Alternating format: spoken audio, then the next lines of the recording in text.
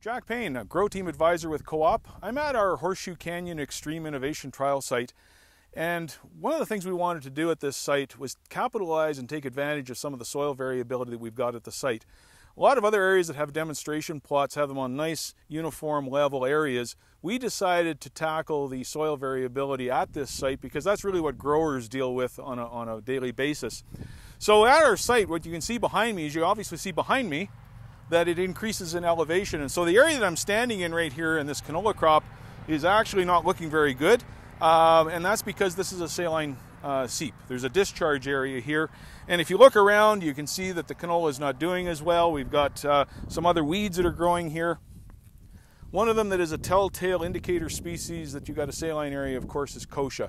Kochia is very salt tolerant. It loves saline areas and does very well, and will often colonize an area and completely take it over. So we know this is a saline area. We've taken soil samples here before.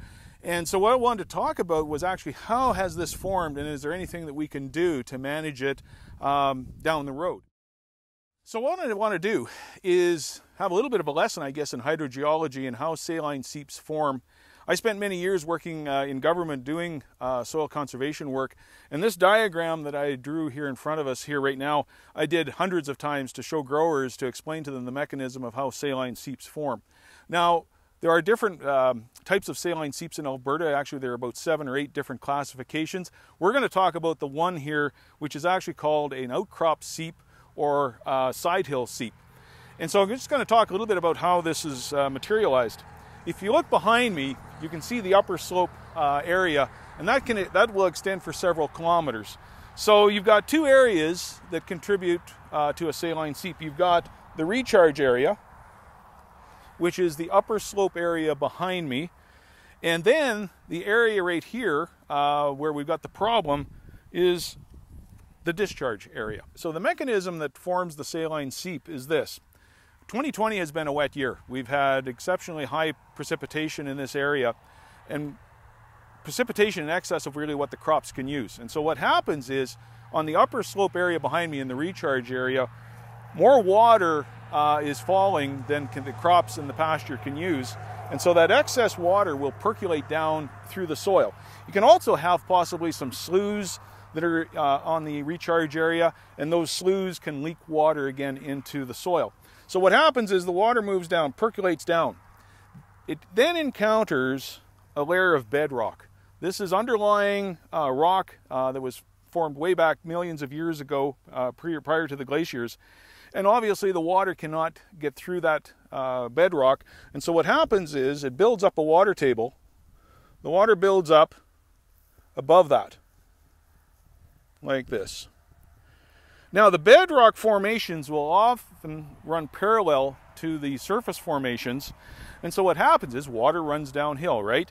Well, guess what? Underground, it runs downhill as well, and so what happens is the high water table that is here starts to move down slope, okay? So as it's moving down through the soil profile and along the bedrock, it's picking up natural salts. There are salts that naturally occur in our soils, and so it's picking up those salts and transporting them down slope. Now, when we get into an area here where the bedrock comes close to the soil surface, all right? So I just want to show you what bedrock looks like. The site that we're at right here, we're adjacent to the highway. This is actually a piece of sandstone. And when they built the highway, they were obviously in here with heavy equipment. They actually got in contact with some of the bedrock formation below and brought it to the surface. And so actually all through this area, when you walk through this field, you'll actually find pieces of sandstone like this that come from the bedrock formation. What happens is then where the bedrock comes close to the soil surface, and the magic number here is 2 meters. When this groundwater gets within 2 meters or less, the water will then start to move to the soil surface through capillary rise and evapotranspiration. So as that water moves up, it's transporting those salts, and we get the discharge area here, all right? And so the red X's are actually indicating where the discharge is moving up, all right? Now what happens with a hot summer day is the sun's going to come out, it's going to get very hot, and you will get evaporation, all right? The water evaporates, but the salt is left behind, and so the salt will then accumulate in the discharge area. When we get too high a concentration of salts, the electroconductivity gets up to 2 to 4, 6, 8. The higher the EC, the higher the concentration of salts, then the soil now becomes incapable of transporting water and nutrients into a crop. So, when we're looking at this, we can see some areas actually in southern Alberta, central Alberta, where we have outcroppings of the bedrock. And in some of those areas, you'll notice that there are no saline seeps. Well, that's because the entire area has been maintained in permanent forage or native forage, and it's using up that water. When we go to annual cropping systems like this, where we're growing wheat, barley, canola, peas, we don't use up all of the water, and so hence the discharge really starts to move some of those salts in and starts to concentrate them in these areas.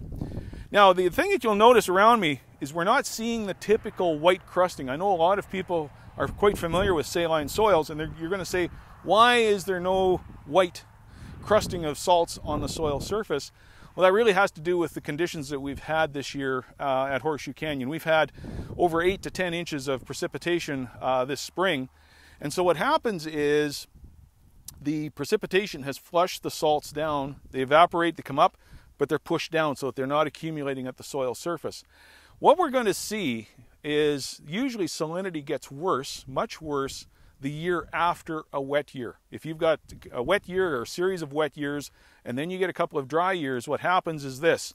It takes maybe weeks or months for the water table to rise and start to move. So the water that's upslope, that is in the recharge area, may not have even gotten this far yet.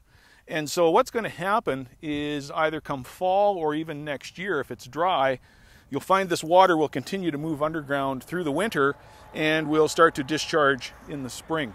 If it's a dry spring next year, you can bet that this area will start to turn white because the salts then are being brought to the surface. They're not being pushed down with the precipitation.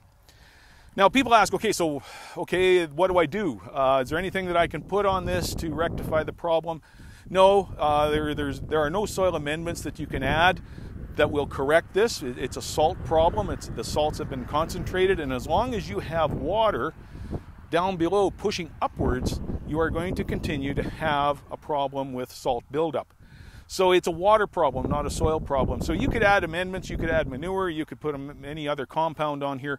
It's really not going to mitigate or get rid of the salts. The way to get rid of the salts is to stop this flow of groundwater. So if we can stop the water table from getting high, get it below 2 meters so it's not pushing the saline water to the surface, we can actually get ahead of the problem, because if the salts are not being pushed into the profile, we can then leach them out of the profile over years with precipitation, with rain and snow. So one of the ways to do this is either drainage, where you put in tile drain and you drain this excess water off. Problem with that is, with environmental restrictions or whatever, where do you go, where do you drain this saline water? Does it go to a neighbor's land?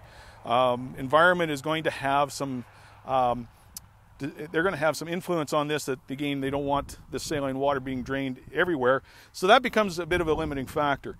The one thing that can be done is to grow forages, perennial forages, to try and use up that water, okay? So in some of the upslope areas on the recharge area, if you wanted to try and mitigate this, you might want to try and plant forages in the recharge zone, okay, in these areas here, to use up some of that excess water. Now, the situation is, this doesn't work for every saline seep, because again, this has a very steep slope to it. Chances are we may not be able to use up enough water in these areas to draw down the water table where it's coming into the discharge zone. So we may have limited success using forages to try and manage the salinity in this particular seep. But the important thing is to understand the causes of salinity, the recharge-discharge mechanism, understanding that it's a water problem, not so much a soil problem. And there are some things that can be done, but really what you need to do is talk to an agronomist, talk to a grow team member, have those discussions with us, and we can see if we can sort out your problems and help you along.